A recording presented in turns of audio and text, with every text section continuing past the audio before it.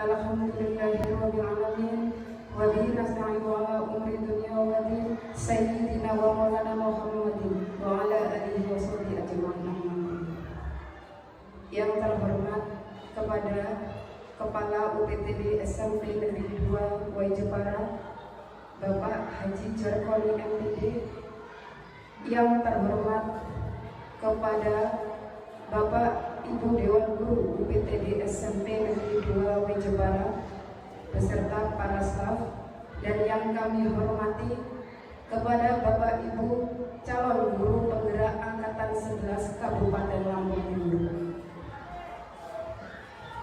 Marilah kita panjatkan puji syukur kehadirat Allah Subhanahu wa Ta'ala, karena atas limpahan rahmat dan hidayahnya kita semua dapat berkumpul dalam ruangan ini dalam acara diseminasi budaya positif calon guru penggerak angkatan 11 Kabupaten Lampung Timur dalam keadaan sehat walafiat. Amin Allahumma amin. Sholawat teriring salam tak lupa kita sanjung agungkan kepada baginda Nabi besar Muhammad yang kita nantikan syafaatnya kelak di yaumil akhir. Amin Allahumma amin. Berdirinya saya di sini yaitu sebagai pembawa acara, dan akan saya bacakan untuk tuntutan acara sebagai berikut. Yang pertama, pembukaan. Yang kedua, menyanyikan lagu Indonesia Raya, Mars Lampung Timur, dan Mars Guru Penggerak. Acara yang ketiga, sambutan. Acara yang keempat, presentasi. Acara yang kelima, doa dan penutup. Marilah kita buka acara pada pagi hari ini dengan membaca lafaz basmalah. Bismillahirrahmanirrahim. Untuk acara yang kedua, yaitu menyanyikan lagu Indonesia Raya, Mars Lampung Timur, dan Mars Guru Penggerak.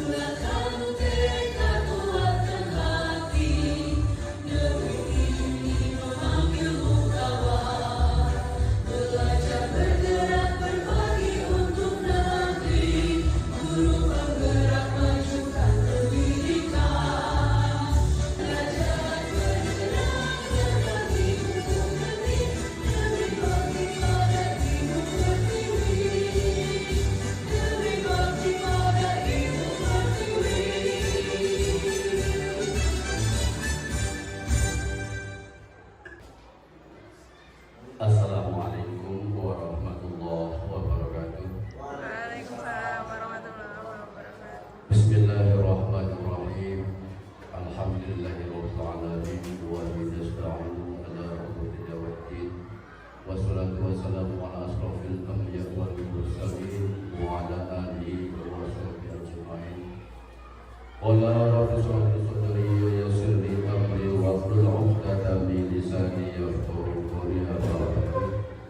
Itu saja yang perlu saya sampaikan. Sekali lagi Mohon maaf karena ini masih suasana masih itu saja yang dapat saya sampaikan. Kurang lebihnya mohon maaf. Saya akhiri ihdinas siratal mustaqim. Wassalamualaikum warahmatullahi wabarakatuh.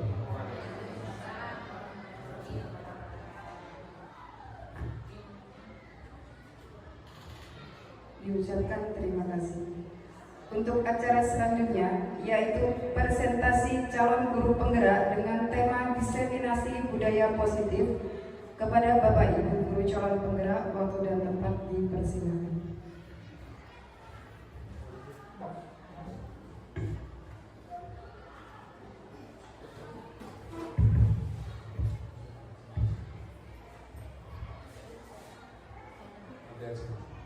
Bismillahirrahmanirrahim. Assalamualaikum warahmatullahi wabarakatuh. Tarabikun.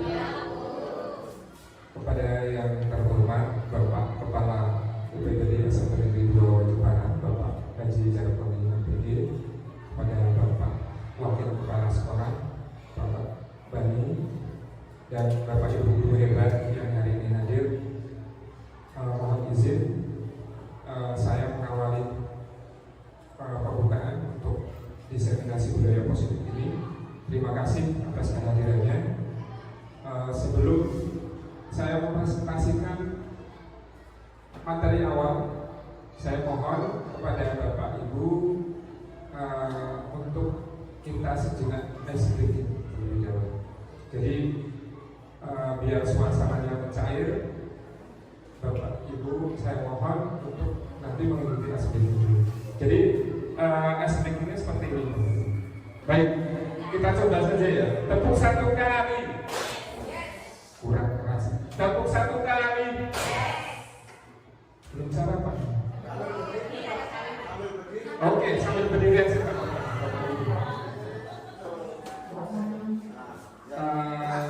Kita coba untuk semangat. Tepuk satu kali. Dua kali. Tiga kali. Satu kali. Satu kali. Satu kali. Dua kali. Oke, terima kasih Bapak Ibu. Ya, Bapak Ibu yang saya hormati, perkenalkan saya adalah Titis Kurniawan.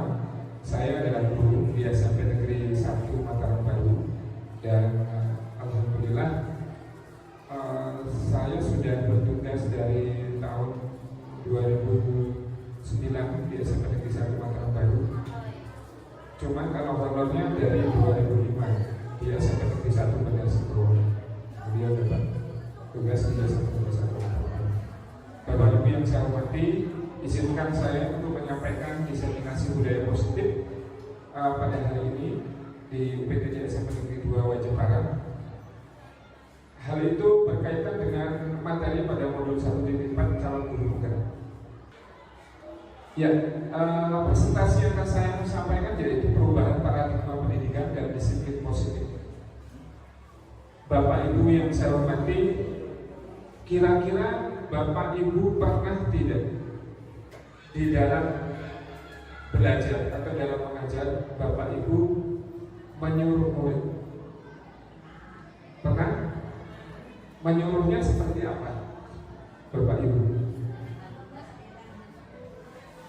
Dihukum. Iya, dihukum. Terus ada lagi Ibu? Semua hal. Menyuruh dalam segala hal. Pernah? Ya, contohnya apa Bu misalnya? Bagian depan, ambil buku di kelas. Kemudian apakah ada yang pernah mengalami menyuruh murid mengerjakan sesuatu akibat terkena masalah? Pernah? Pernah. Misalkan karena dia pakaiannya tidak rapi, dia harus dimasukkan seperti itu. Atau dia tidak mengerjakan piket kelas, kemudian kita menyuruh. Pernah?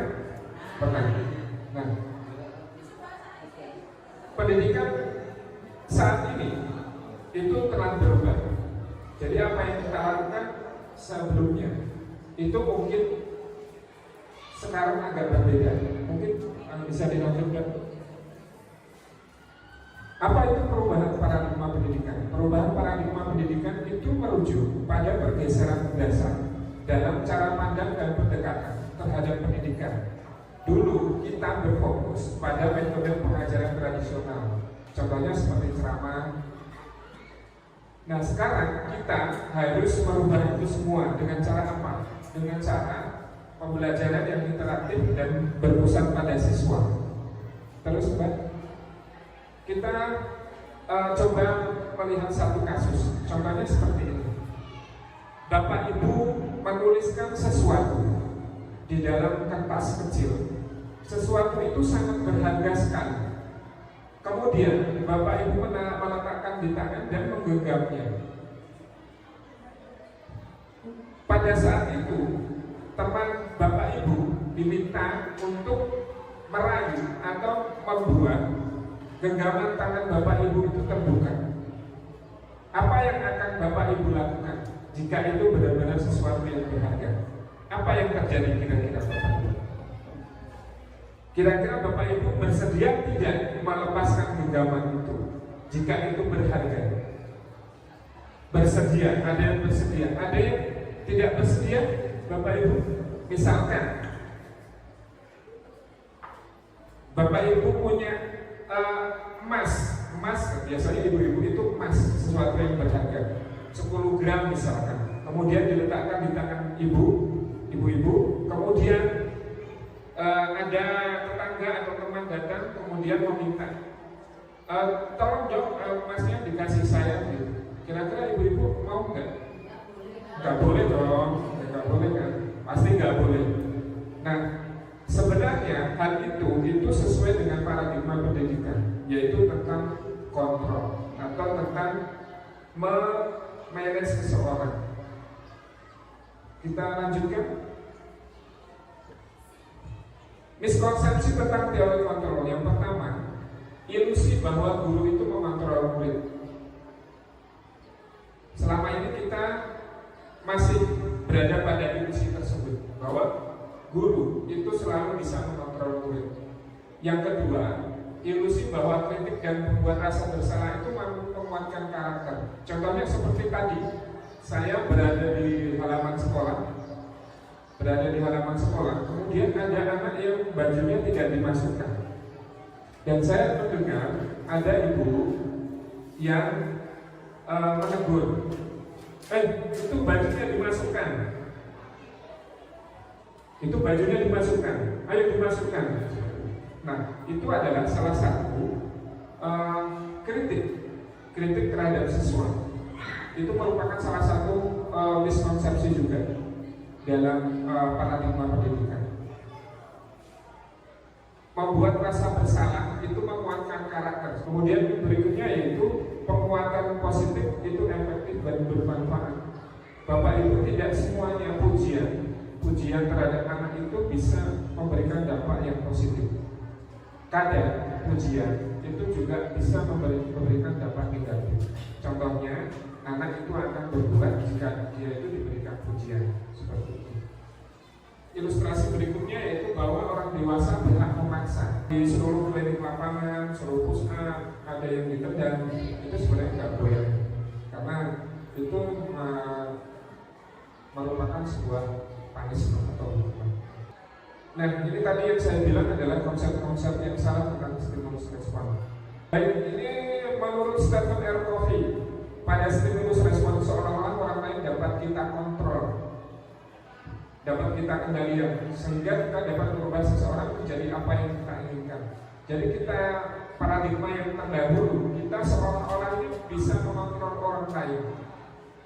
Tetapi terus muncul teori kontrol yang bertolak belakang, bahwa sesuatu yang sedang kita kontrol sebetulnya tidak dapat kita kendalikan, karena yang dapat mengontrol adalah dirinya sendiri. Artinya seperti ini, murid itu sebenarnya tidak bisa kita kontrol, karena murid itu punya kemerdekaan sendiri dalam dirinya.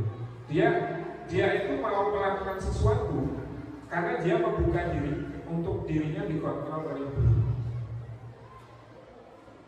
Baik, ini adalah perubahan paradigma stimulus respon dan pendekatan teori kontrolnya. Di stimulus respon kita mencoba mengubah agar orang berpandangan sama dengan kita. Kalau teori kontrol atau pilihan, kita berusaha memahami pandangan orang lain. Jadi kalau ada anak bersama, kita tidak boleh menjudge atau menghakimi bahwa dia itu salah di mata guru lain. Tetapi kita harus melihat atau memahami cara pandang murid itu beralasan tentang apa yang dilakukannya. Perilaku buruk dilihat sebagai suatu kesalahan, padahal itu belum tentu. Karena semua pasti memiliki tujuan. Orang lain bisa mengontrol saya, hanya Anda yang bisa mengontrol diri Anda. Pemaksaan ada pada saat bujukan yang gagal. Jadi setelah kita membujuk siswa untuk mau mengikuti apa yang kita mau, kita akan cenderung memaksa jika itu ditolak. Model berpikir menang dan kalah. Untuk yang teori kontrol atau pilihan, model berpikirnya adalah sama-sama menang. Jadi perubahan paradigma cara pandang guru itu telah berkembang ke teori kontrol atau pilihan. Jadi kita harus meninggalkan cara pandang kita yang beranggapan stimulus respon. Baik Bapak Ibu, perubahan paradigma tersebut akhirnya mengarah pada satu pokok bahasan, yaitu disiplin positif. Disiplin positif itu nanti akan disampaikan oleh kawan-kawan saya yang ada di depan. Saya hanya akan membahas hal kecil, terutama yang berkaitan dengan disiplin. Disiplin positif dalam budaya kita, makna disiplin yang kita pelajari itu disiplin berarti harus patuh, harus taat kepada suatu peraturan, sehingga kadang-kala kita cenderung untuk tidak nyaman. Nah, disiplin positif itu maksudnya adalah kita memunculkan sesuatu dalam diri kita tanpa adanya pengaruh dari orang lain. Itu disiplin positif. Artinya kita mengelola sendiri dan kita yakin bahwa apa yang kita lakukan adalah suatu kewenangan dalam diri kita. Disiplin yang ada salah satunya yaitu disiplin diri yang mampu mengontrol perilakunya dalam kesadaran dan bertanggung jawab atas tindakannya sebagai wujud menghormati diri sendiri dan orang lain. Pendekatan disiplin positif tidaklah tentang anak atau peserta didik secara langsung, tetapi dengan diri dan cara kita sendiri sebagai orang tua, guru atau orang dewasa yang memberikan dampak dan pengaruh positif. Baik Bapak Ibu, mungkin dari saya tidak banyak menyampaikan untuk materi, nanti akan disambung oleh kawan-kawan dari saya tutup dulu. Saya akhiri. Assalamualaikum warahmatullahi wabarakatuh.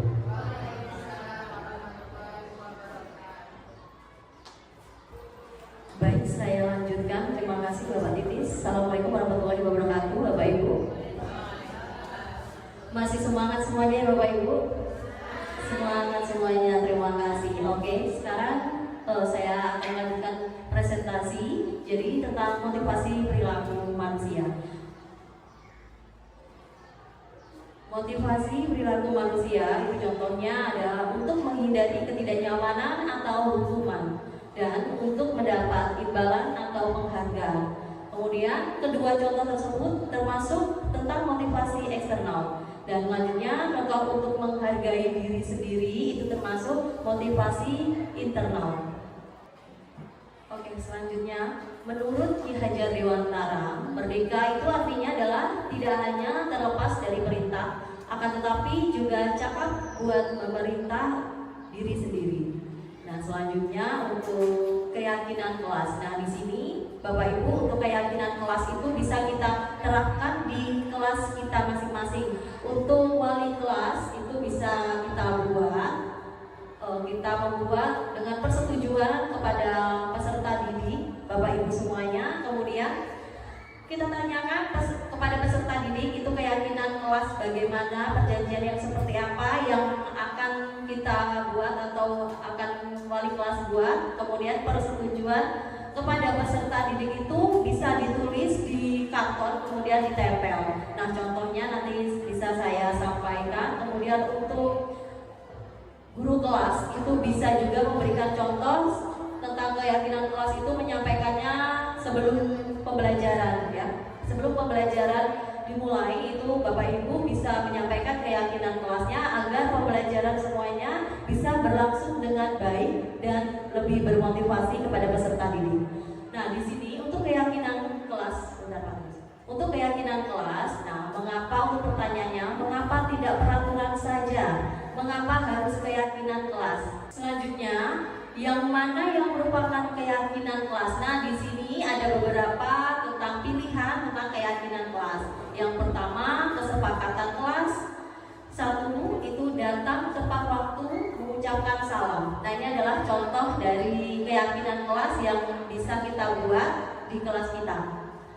Datang tepat waktu, mengucapkan salam, kemudian menjaga kebersihan kelas, aktif dalam pembelajaran. Kemudian kesepakatan kelas, kami guru dan murid akan saling menyayangi, kami murid yang semangat belajar, kami murid yang peduli dengan teman-teman. Nah, ini adalah sebuah contoh dari keyakinan kelas yang bisa kita terapkan di kelas Bapak Ibu nanti.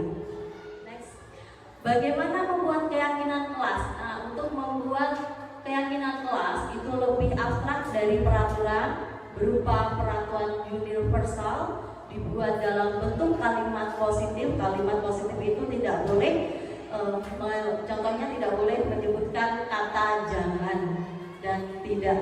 Contohnya misalnya jangan ribut, jangan menyontek. Nah, Bapak Ibu itu bisa menyebutnya dengan anak-anak lebih sopan dan baik mengerjakan tugasnya masing-masing.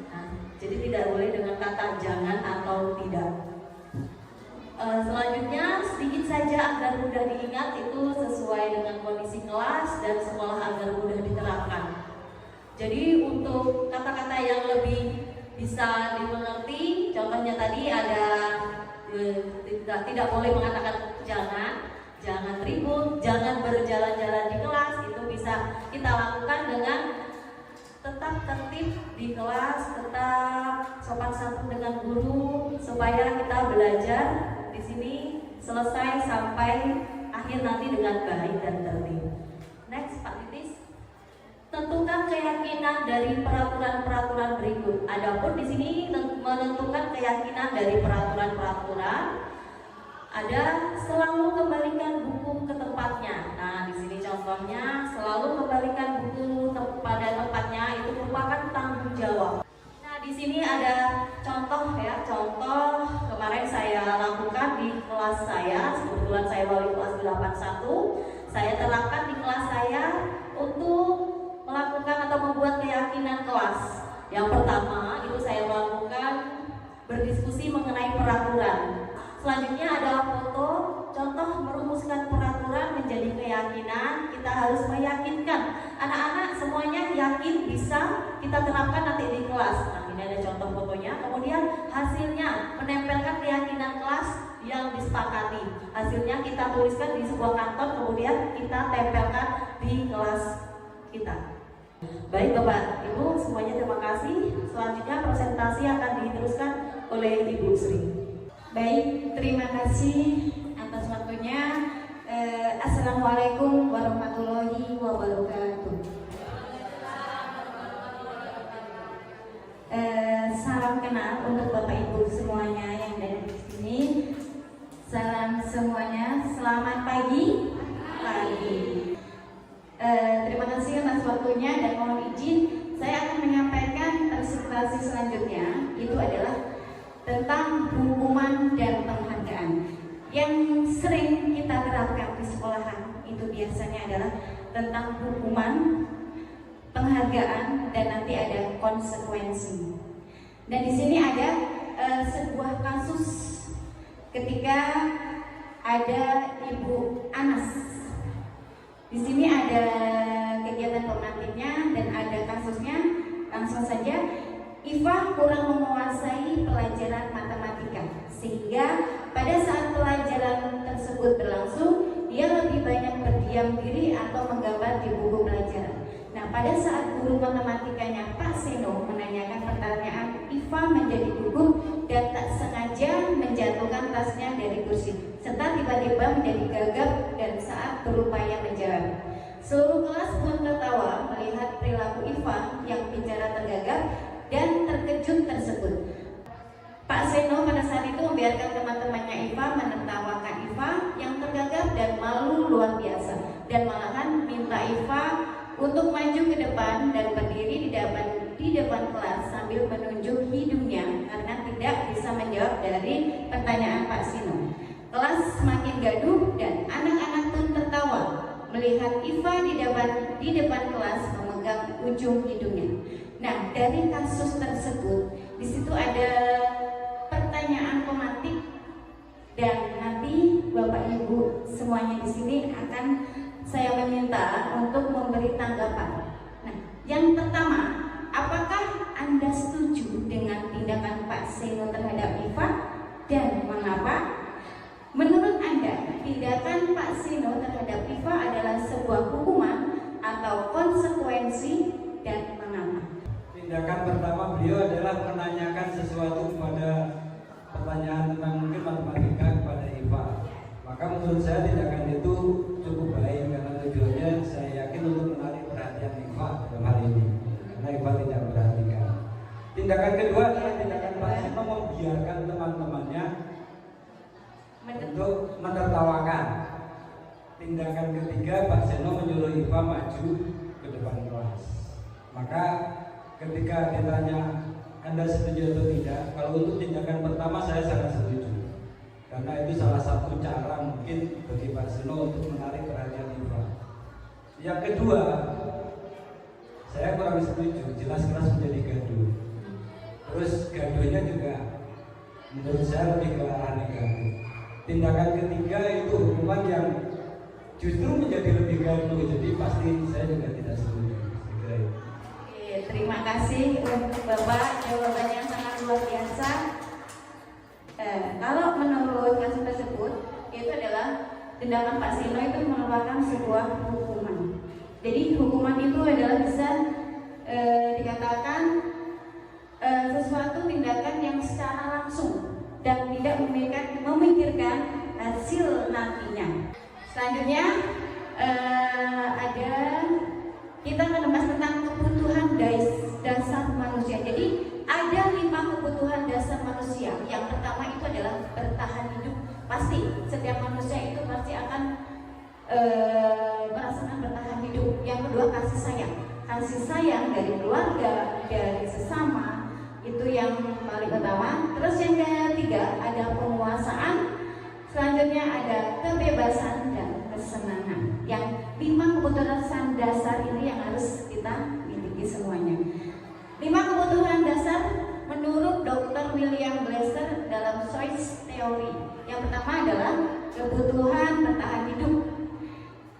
Itu misalnya kesehatan, rumah, dan makanan. Kebutuhan biologis seperti proses reproduksi. Yang kedua ada kasih sayang dan rasa diterima. Kebutuhan untuk disayangi dan diterima meliputi kebutuhan akan hubungan dan koneksi sosial. Selanjutnya, penguasaan. Penguasaan ini adalah bisa membuat perbedaan, bisa membuat pencapaian, kompetensi diakui dan dihormati. Selanjutnya ada kebebasan.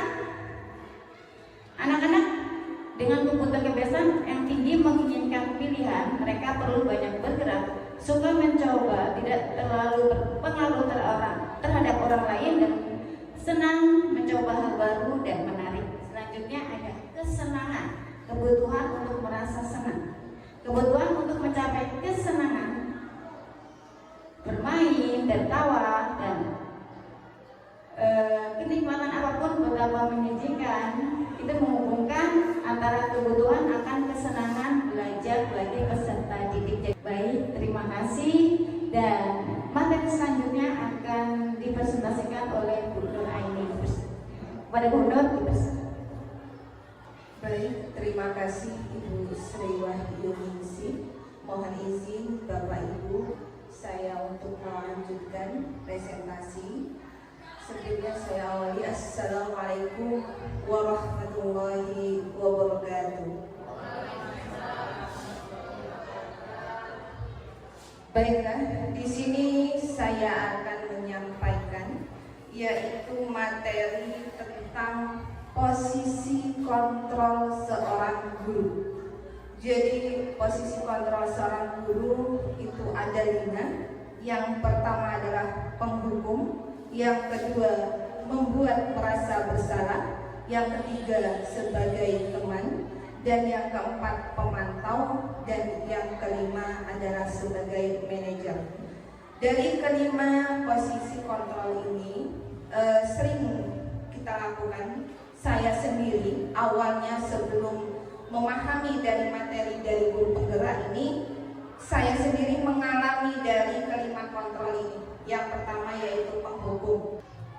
Kemudian yang kedua di sini adalah membuat merasa bersalah. Kemudian yaitu sebagai teman. Kemudian yang keempat yaitu pemantau. Kemudian yang kelima yaitu sebagai manajer. Jadi ternyata dari kelima posisi kontrol guru tadi, yang paling bagus dan wajib kita miliki yaitu kita sebagai posisi kontrol manajer.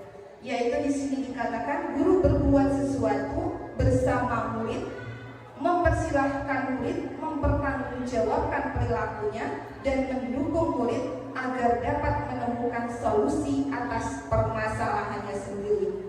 Kemudian posisi manajer mengacu pada restitusi yang dapat menjadikan murid sebagai manajer bagi dirinya sendiri sehingga tercipta di identitas positif atau berhasil pada diri murid. Karena kita di sini adalah posisi kontrol sebagai manajer, maka dalam melaksanakan solusi dalam sebuah permasalahan ada yang dikenal dengan segitiga restitusi. Itu suatu proses dialog yang dijalankan guru atau orang tua agar dapat menghasilkan murid yang mandiri dan bertanggung jawab. Segitiga restitusi tersebut terbagi menjadi yang pertama yaitu menstabilkan identitas, kemudian validasi tindakan yang salah, kemudian menanyakan keyakinan. Yang pertama yaitu menstabilkan identitas. Berdasarkan prinsip membuat kesalahan adalah bagian dari proses pembelajaran. Validasi tindakan di sini yaitu berdasarkan prinsip setiap perilaku berupaya memenuhi suatu kebutuhan tertentu. Guru akan bergeser dari pemikiran stimulasi respon menjadi proaktif. Kemudian mengenali dan mengakui kebutuhan murid akan memperbaiki hubungan dengan murid. Kemudian yang selanjutnya yaitu menanyakan keyakinan. Di sini yaitu murid akan diberi pertanyaan bermakna untuk memunculkan motivasi secara intrinsik, yaitu mampu mengaitkan keyakinannya dengan tindakan yang salah. Iya, mungkin itu saja yang bisa saya sampaikan Bapak Ibu. Kurang lebihnya saya mohon maaf dan saya akhiri. Assalamualaikum warahmatullahi wabarakatuh. Diucapkan terima kasih kepada Bapak Ibu Guru calon guru penggerak yang telah mempresentasikan atau memberikan kita ilmu tentang diseminasi budaya positif agar kita menjadi guru yang bergerak, tergerak, dan menggerakkan. Ucapkan terima kasih. Dan untuk acara yang terakhir yaitu penutup, marilah kita tutup acara pada pagi dan siang hari ini dengan membaca lafaz hamdalah. Saya sebagai pembawa acara mohon maaf bila ada kesalahan dan kepada Allah saya mohon ampun. Saya akhiri. Wassalamualaikum warahmatullahi wabarakatuh.